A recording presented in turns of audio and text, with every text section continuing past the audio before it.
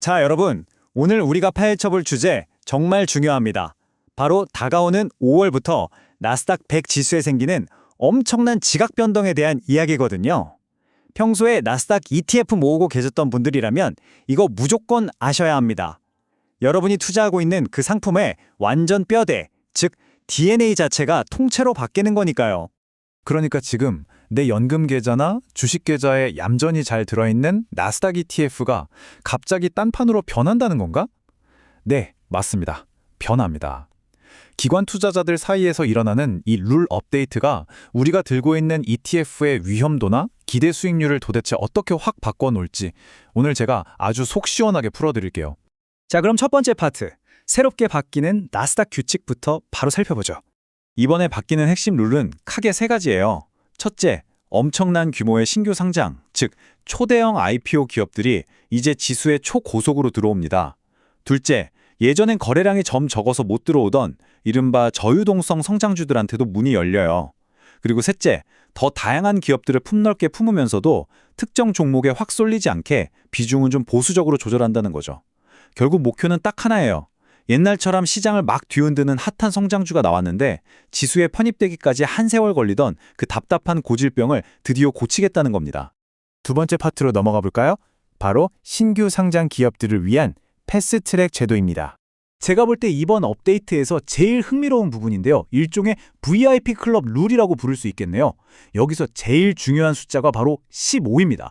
자, 어떤 기업이 주식시장에 딱 상장을 했는데 그 규모가 시가총액 상위 40위 안에 들 정도로 엄청나다.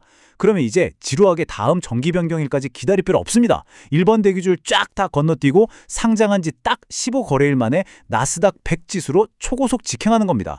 엄청난 속도죠? 이게 현실에서 어떤 의미냐면요. 스페이스X나 오픈 AI, 엔스로픽 같은 지금 세상을 막 뒤집어 놓고 있는 미래의 거대한 테크 기업들 있잖아요.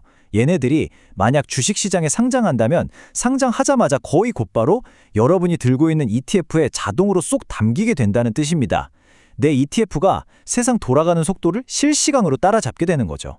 그럼 세 번째 파트. 그래서 도대체 내 ETF는 구체적으로 어떻게 변한다는 걸까 한번 보죠.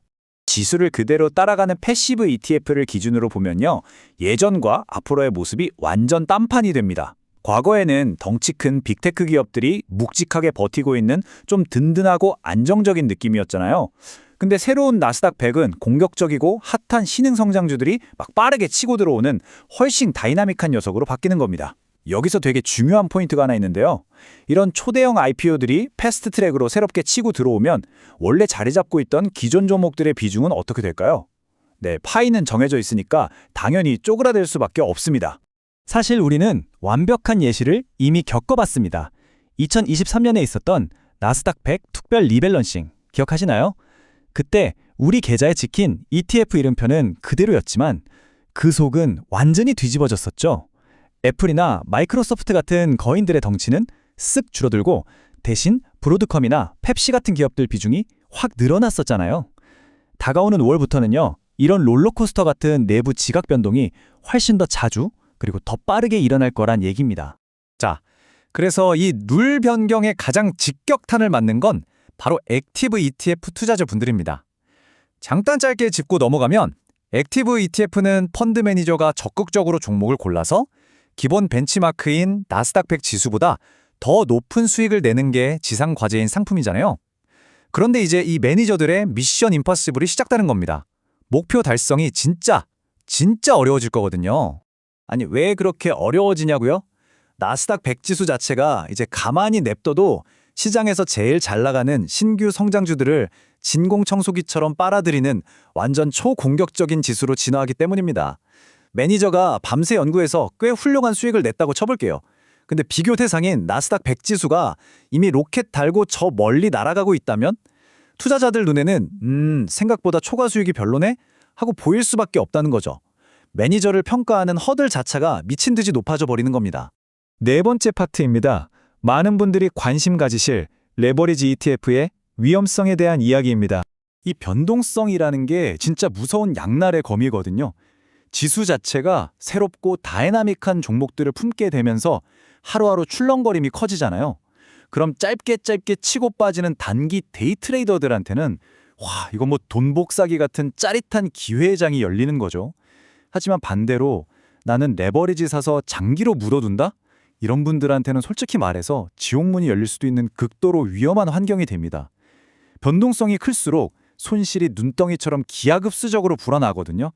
이게 매일매일의 수익률이 곱해져서 누적되는 레버리지 상품의 무서운 점이죠. 똑같은 기간을 들고 있어도 내 계좌가 녹아내리는 속도가 예전이랑은 완전히 차원이 다를 수 있습니다. 자, 드디어 마지막 5번째 파트입니다. 그럼 우리는 도대체 어떻게 해야 되나 실전 행동 계획을 세워보죠. 전문가들이 딱 잘라서 권고하는 2단계 액션 플랜이 있습니다. 첫째, 지금 당장 내 오늘 설명 들으신 후에 바로 주식 앱 켜서 내 전체 포트폴리오 중에 나스닥 100 관련 상품이 얼마나 들어있는지 그 비중을 숫자로 정확히 확인해 보세요.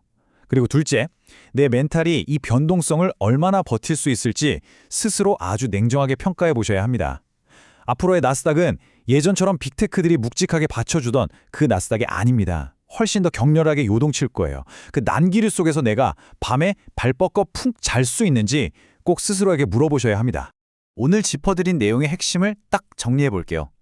우리는 지금 완전히 새로운 나스닥의 시대, 그 출발선에 서 있습니다. 스페이스X나 오픈 AI 같은 내일의 슈퍼스타들을 그 어느 때보다 빠르고 편하게 내 계좌에 담을 수 있게 됐죠. 이건 진짜 엄청난 장점입니다. 하지만 명심하세요. 세상에 공짜는 없습니다. 그 엄청난 성장성에 올라타는 대신 우리가 예전에 누렸던 편함한 안정성은 좀 내려놓고 더 큰 변동성이라는 롤러코스터 티켓을 지불해야 한다는 사실을요.